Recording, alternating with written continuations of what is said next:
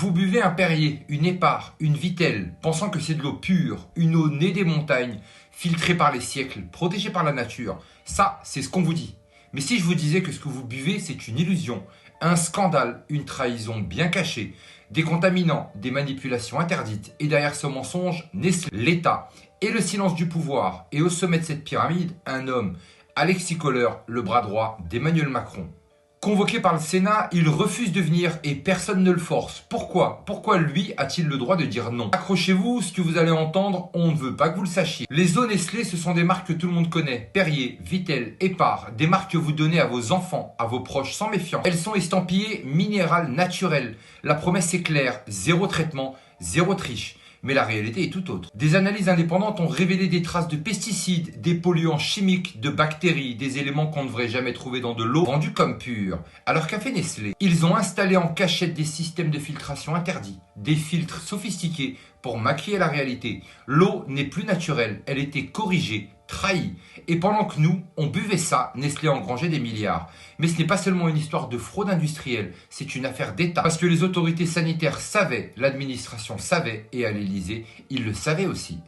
Et c'est là qu'entre en scène Alexis Kohler, secrétaire général de l'Élysée, l'homme de l'ombre, le trait d'union entre les grands groupes et le sommet de l'État. 74 pages de documents officiels, réunions, comptes rendus, notes, échanges entre Nestlé et les services de la présidence. Preuve écrite que l'Élysée était au courant et qu'il y a eu des discussions. Le Sénat, dans un sursaut, convoque Alexis Kohler pour une audition. Pas pour le juger, juste pour ce qu'il s'explique, pour qu'il parle. Mais il refuse. Il ne vient pas. Sans explication, sans conséquence. Et là, on touche à l'absurde. Quand vous êtes convoqué par un juge, vous devez venir.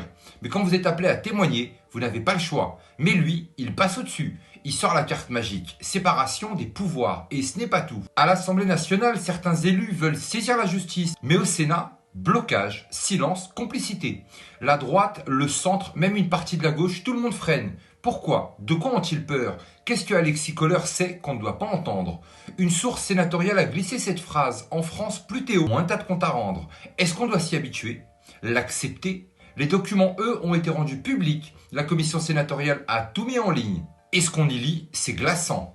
Le silence, les arrangements, les responsabilités diluées. Pendant ce temps, Nestlé continue de vendre, les supermarchés continuent de distribuer et nous, on continue de payer. L'eau du robinet est filtrée illégalement, vendue 100 fois plus cher, mais avec une étiquette verte et un nom rassurant. Et pendant qu'on s'indigne sur les réseaux sociaux, Alexis Kohler, lui, reste tranquille, protégé, inattaquable. Alors dites-moi, est-ce qu'un simple citoyen peut refuser de se présenter à une commission d'enquête? Est-ce qu'un salarié peut ignorer une convocation sans sanction? Pourquoi Kohler, lui, peut le faire?